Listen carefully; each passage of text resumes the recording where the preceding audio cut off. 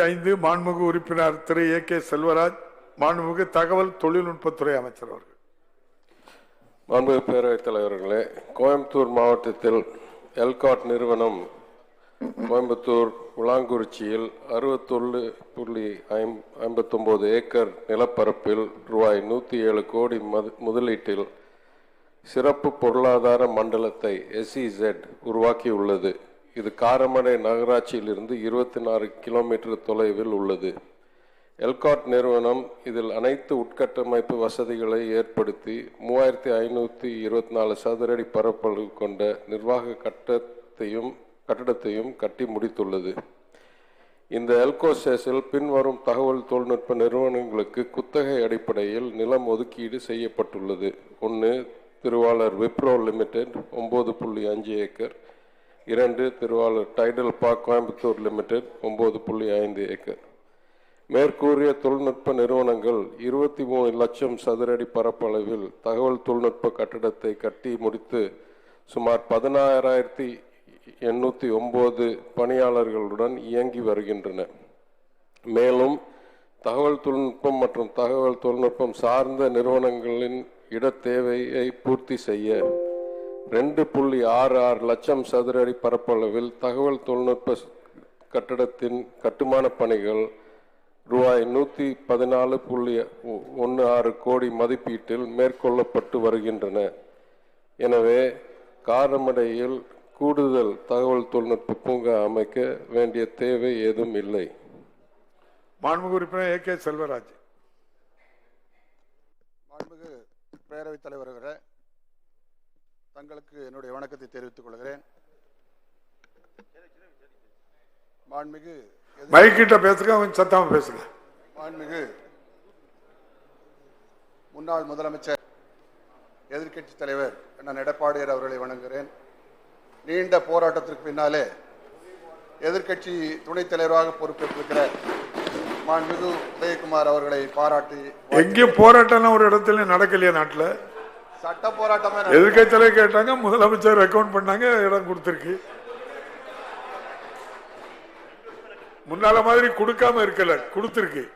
நன்றி, அதற்கு நன்றி. மாண்புமிகு பேரவைத் தலைவர்களே, கோவை மாவட்டம் மேட்டுப்பாளையம் சட்டமன்ற தொகுதி மற்றும் சுற்று வட்டாரங்களில் படித்த இளைஞர்கள் அதிகமாக உள்ளார்கள். அவர்கள் தற்சமயம் சென்னை, பெங்களூரு போன்ற டயர் 1 மற்றும் கோவை போன்ற டயர் 2 நகரங்களிலே பணியாற்றி வருகிறார்கள். திமுக தேர்தல் அறிக்கையில் இல்ல தம்பி, இல்ல நீங்க கேள்வி நேரம் இந்த உங்க இத சொல்லுங்க, இத மட்டும் கேள்வியை சொல்லுங்க. சொல்ல விடுங்க, தவறா சொன்னா நீங்க தப்புன்னு சொல்லுங்க. இல்ல இல்ல தவறு இல்ல, நான் மாண்புமிகு உறுப்பினருக்கு அன்பா சொல்றேன். அமைச்சர் அது முடியாது இருக்காங்க, மறுபரிசீலனை பண்ண சொல்லுங்க, அவ்வளவுதான் கேள்வி. காரணம் சொல்றேங்க, தயவு செஞ்சு நான் ஒவ்வொரு காலகட்டத்தில் பேசுவேன். மாண்புமிகு சபாநாயகர் இப்படியே குறுக்கீடு செய்யறாங்க அப்படின்னு நான் கேள்வி கேட்காம உட்கார்ந்துக்கிறேன். நீங்க என்னுடைய இல்ல கேள்வி நேரத்துல இங்க பாருங்க, நீங்க சொன்னதுக்காக சொல்றேன். கேள்வி நேரத்துல நீங்க உங்க தலைவரை புகழ டிமாண்ட்ல பேசும்போது புகழலாம், அந்த நேரத்தையும் வீணாக்குறீங்க.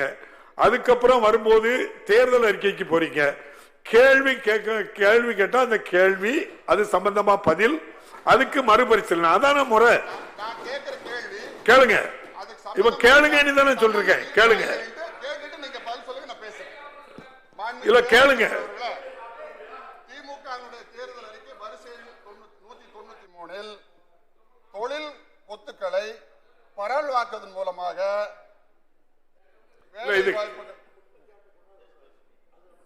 தொழில் கொத்துக்களை இல்ல நீங்க ஒரு நிமிஷங்க, இல்ல நீங்க உங்களை டிமாண்ட்ல நீங்க பேசும்போது எது வேணாலும் பேசுங்க.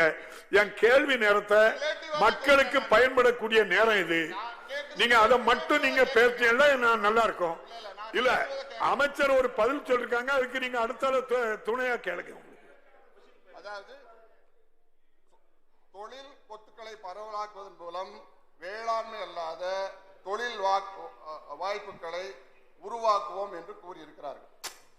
ஆகையினால நான் சொல்லுவது என்னவென்று சொன்னால், படித்த இளைஞர்கள் அதிகமான அளவில் மேட்டுப்பாளையம் சுற்று வட்டார பகுதியில் இருக்கிறார்கள்.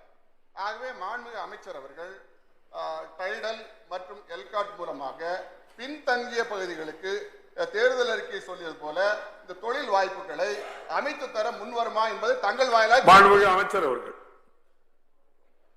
அன்பு பேரவைத் தலைவர் அவர்களே, மாண்பு உறுப்பினர் வைக்கிற கோரிக்கை மிகவும் சரியான நியாயமான கோரிக்கை. ஏன்னா தேர்தல் அறிக்கையை தாண்டி இங்கே அவையில் நாங்கள் கூறியிருக்கிறோம். எனக்கு முன்னால் இருந்த அமைச்சர் அவர் அறிவிப்பில் கூறியிருக்கிறார், எங்கெங்க டியர் 2 சிட்டி இருக்கிறதோ அங்கெல்லாம் முடிந்த அளவுக்கு ஒரு ஐடி பார்க்கை உருவாக்கலாம் என்று. ஏன்னா இப்போ இவர் சொல்கிற கருத்துக்கு நான் சில புள்ளி விவரங்களை சொல்ல விரும்பணும். இன்னைக்கு வேலை வாய்ப்பை உருவாக்குற துறை நம்பர் 1 என்னன்னா அது ஐடி தான். ஏன்னா மேனுஃபேக்சரிங்லாம் நம்ம எவ்வளோ முதலீடு கொண்டாந்தாலும் அதுக்கு நிலம் ஒதுக்குறது, கட்டுமான பணியெல்லாம் சேர்ந்த 2-3 வருஷம் 4 வருஷம் ஆயிரும். ஆனால் ஐடியில் கட்டடமும் இன்டர்நெட் கனெக்ஷனும் இருந்தால் உடனே வேலை வாய்ப்பு உருவாக்கும். அதற்காகவே தான் மாண்பு முதலமைச்சர் இந்த துறையில் எத்தனை வகையில் நம்ம ஊக்கம் கொடுக்க முடியுமோ அதெல்லாம் சிறப்பாக கொடுக்கணும் என்று கூறியிருக்கிறார். அதோடைய விளைவுகளை நான் இன்னைக்கு சொல்லுகிறேன். சராசரி ஒரு ஆண்டுக்கு 4-5 மில்லியன் சதுரடி ஆஃபீஸ் கட்டப்படக்கூடிய இல்லை லீஸ் எடுக்கப்படக்கூடிய சென்னை மாநகர பகுதியில் சென்ற ஆண்டு ஒரு ரெக்கார்டாக 11 மில்லியன் சதுரடி புதுசாக ஐடி ஆஃபீஸ்கள் திறக்கப்பட்டிருக்கின்றன. இது தனிநபராக, நம்ம மாத்திரம் இல்லை, தனிநபர். அதே வழியில் எல்காட் நிறுவனம் 2 கட்டடம், அதாவது முன்னாள் ஆட்சியில் 3 கட்டடம் துவங்கினார்கள். ஒன்று திருச்சியில், ஒன்று கோயம்புத்தூரில், ஒன்று சென்னையில். என்ன பண்ணிட்டாங்க, அந்த சென்னைக்கும் கோயம்புத்தூருக்கும் என்வாயர்மெண்டல் கிளியரன்ஸ் இசி கிளியரன்ஸே வாங்காமல் கட்டுமான பணியை ஆரம்பிச்சிட்டாங்க. இப்போது அந்த கட்டுமான பணியை முடித்தாலும் திறக்கிறதுக்கு வழக்கில் யாரோ போய் போட்டு இது ஈஸி இல்லைன்னு நிறுத்தி வச்சுருக்காங்க. அந்த நீதிமன்றத்தில் போராடிக்கிட்டே இருக்கோம் அது திறந்து வைக்கிறதுக்கு. கோவையில் மிகப்பெரிய டிமாண்ட் இருக்குது, வளர்ச்சி அபூர்வமான வளர்ச்சி இருக்குது. கோவையில் இன்னைக்கு ஆஃபீஸ் ஸ்பேஸுக்கு அவ்வளோ பெரிய டிமாண்ட் இருக்குது. 2 லட்சம் சதுரடிக்கு கட்டடத்தை வச்சுக்கிட்டு திறக்க முடியாமல் திணறிட்டு இருக்கோம், ஏன்னா ஈசி வாங்காமல் கட்டிட்டு. ஆனால் இன்றைக்கு இருக்கிற சூழ்நிலையில் இந்த துறையில் ஏற்கனவே தனிநபர்கள் இந்த ஐடி பார்க் உருவாக்குறவர்கள் பெரிய நிறுவனங்கள் அவங்களா ஏன்னா தமிழ்நாட்டில் இருக்கிற திறமையை பயன்படுத்தணும் என்றதுக்காகவே அவங்களா கட்டடமும் கட்டிட்டு இருக்காங்க. எல்காட்லையும் முடிஞ்ச அளவுக்கு நம்ம பண்ணிட்டு இருக்கோம். இந்த ஈசி கிளியரன்ஸ் இப்போதைக்கு இந்த 2 லட்சம் சதுரடி சுமார் கோயம்புத்தூரில் திறக்கப்பட்டால் இப்போதைக்கு அது அவர் கேட்குற வேலை வாய்ப்புகளை பக்கத்திலேயே உருவாக்கும். இன்னும் நாங்கள் சொன்னபடி நிதிக்கு ஏற்ப எல்லா செகண்ட் டியர் சிட்டிலையும் எல்காட் பார்க்கோ இல்லை எல்காட் டவரோ உருவாக்குறதுக்கு முயற்சி எடுத்து கொண்டிருக்கிறோம். மாண்புமிகு உறுப்பினர் ஏ.கே. செல்வராஜ். மாண்புமிகு பேரவைத் தலைவர் அவர்களே, கோவை மாவட்டம் தொழில் வளர்ச்சியிலே முன்னணியில் இருக்கிற மாவட்டம். சென்னை மாநகரம் பருவமழையில் ஆண்டுதோறும் மிகுந்த பாதிப்புக்குள்ளாகி வருகிறது. இதனால் சென்னையில் உள்ள பன்னாட்டு ஐடி நிறுவனங்கள் தங்கள் ப்ராஜெக்டுகளை தற்காலிகமாக மழைக்காலங்களில் கோவை நகரத்துக்கு மாற்றி வருகிறார்கள். கோவை விமான நிலைய விரிவாக்கம் காலதாமம் வருவதால் பல வெளிநாட்டு விமானங்கள் வருவதற்கு வசதி இல்லாமல் இருந்து கொண்டிருக்கிறது. அதனால நிரந்தரமாக அந்த பன்னாட்டு ஐடி கம்பெனிகள் கோவைக்கு வருவதில் காலதாமமாக இருக்கிறது. ஆகவே விமான நிலைய விரிவாக்கத்தை உடனடியாக செய்ய வேண்டும். அதுக்கு அடுத்தாற் போல அந்த பன்னாட்டு நிறுவனங்கள் நிரந்தரமாக கோவைக்கு வருகிற பொழுது, ஏன்னா பருவமழை ஆண்டுதோறும் சென்னையில் அதிகமாக பெய்வதால் அங்கே பாதிப்புக்குள்ளாகிற நிறுவனங்கள் கோவைக்கு வர விரும்புகிறார்கள். ஆகவே மாண்புமிகு அமைச்சர் அவர்கள், மாண்புமிகு அரசு அந்த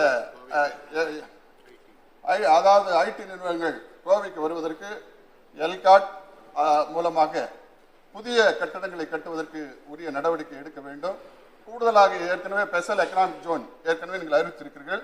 அந்த ஸ்பெஷல் எக்கனாமிக் ஜோனில் அந்த கட்டமைப்பு வசதிகளை உருவாக்கி தந்தால் கோவை இன்னும் மிகப்பெரிய அளவு வளர்ச்சி அடைவதற்கு வாய்ப்பு இருக்கும். ஆகவே அரசு அதை செய்ய முன்வருமா என்பதை தங்கள் வாயிலாக அறிவு விரும்புகிறேன். மாண்புமிகு அமைச்சர். பல்வேறு துறைகளில் மாண்பு உறுப்பினர் கோரிக்கை வைத்திருக்கிறார்.